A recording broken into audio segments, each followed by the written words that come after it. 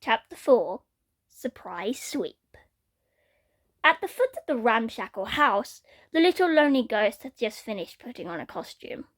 Moving out the door, it had assumed the appearance of a costume not unlike what Momo wore, only the hat on its head and robe around its body were a dark brown instead of a bright yellow. Additionally, in its hands was a scraggly broom, one that happened to be property of the school across from their house on the other side of the grass. That broom hadn't been used for a long time. It was so old and worn out from past years of use, but the little ghost felt for sure that it could still be used. After taking a moment to look over everything else, the ghost hopped onto the broom and activated it, making it lift itself and its rider into the air and speed off, flying into town. In the town areas, the streets were lit with light emanating from lanterns hung on ropes strung over the streets, each end tied on the second-floor window ledges of every building.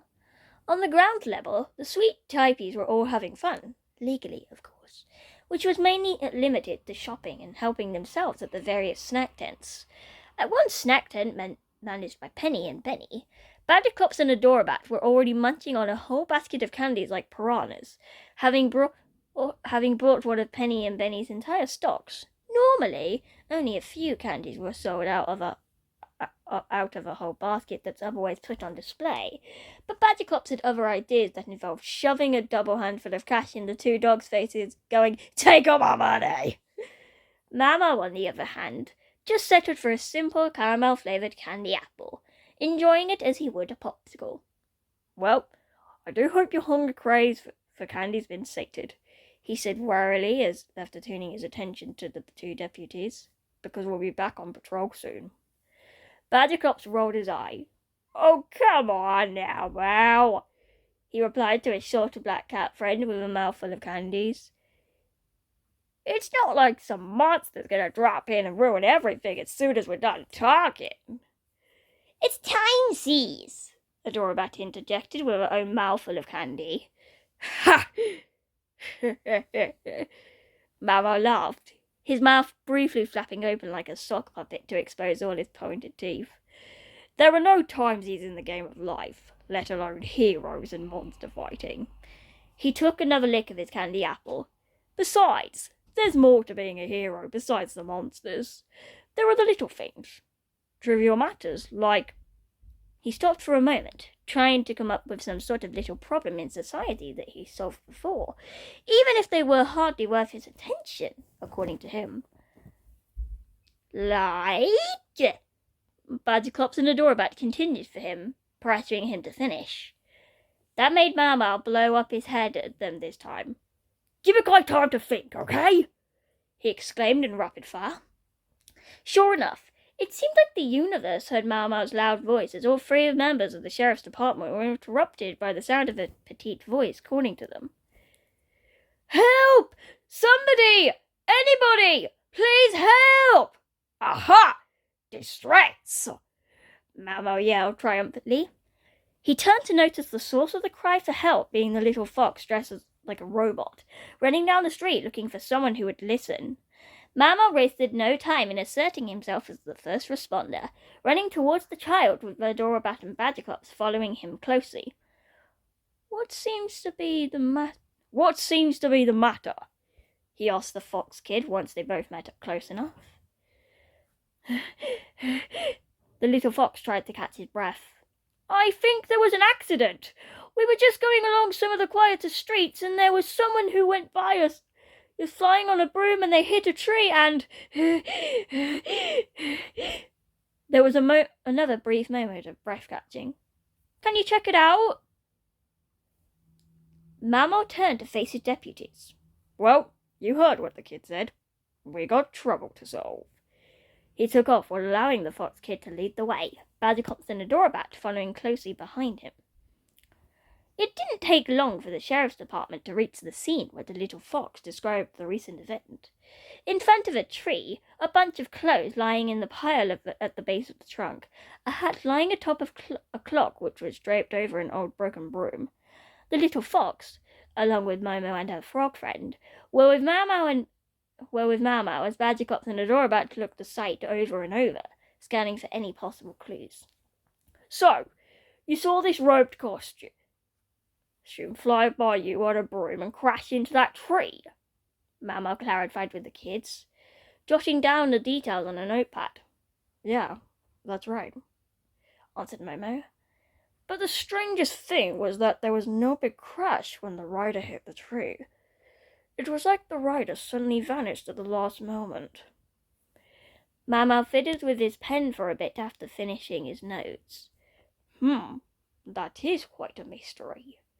It almost sounds like someone just launched that broom at you kids after attaching those clothes to it. We're probably dealing with an elaborate prankster who's out to get screams out of the common folk. Or maybe we're dealing with a ghost? Badgerclops added his 2 cents to the sheriff's theorizing. Oh, Badgerclops, such a kid. Momo laughed, though not as intensely as he usually was.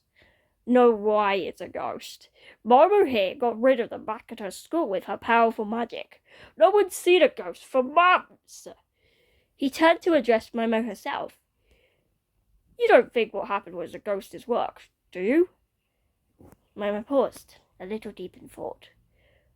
Well, we did all scream, she muttered about herself and her friends, but she refocused her attention on Momo again. But maybe it is, maybe it isn't.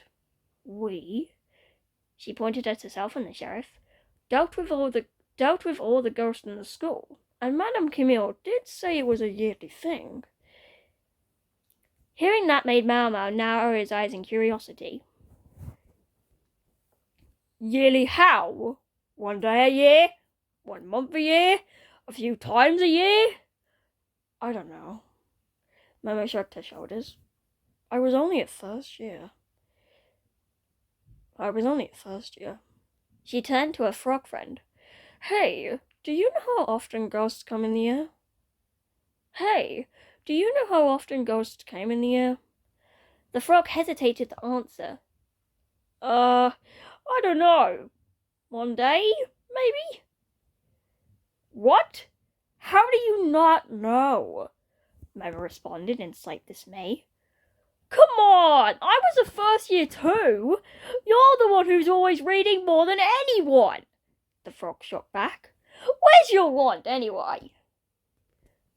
Momo quickly picked up that the two were starting to bicker, so he did his job as any enforcer at the peace would.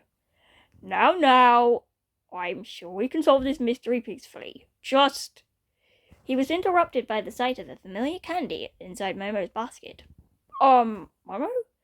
Is that cobbler flavour you have there? Momo and her friends stopped arguing. Momo looked into a basket which Momo had peered into seconds before. Yeah, she answered. Yeah, it is. Why?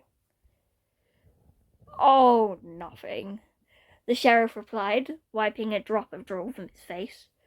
Just wanted to see if there were any treats worth hunting for. He turned away from the kids to regroup with Adorabat and Badgerclops, who were already playing a bit of dress-up with the fallen costume, though Badgerclops addressed a disappointment when he tried to fly on the old broom, but found it easily broken. Guys, can you not play with the evidence? He pinched the bridge of his nose. The two seemed to take his exaggerated request in stride. Before leaving with them, he turned back to face Momo one more time. If you like, maybe I could join you on the Candy Cup Witches while you're still candy hunting. I do have a favourite sweet, as it turns out. Momo smiled. Sure, Sheriff Momo. I'll wait for you at... She thought for a moment, then finished. The school. Momo smiled back, turning away to leave. Though the investigation didn't continue first without Badgerclops joking to him about having a change of heart about candy hunting with the kids, which Momo had aggressively tried to downplay.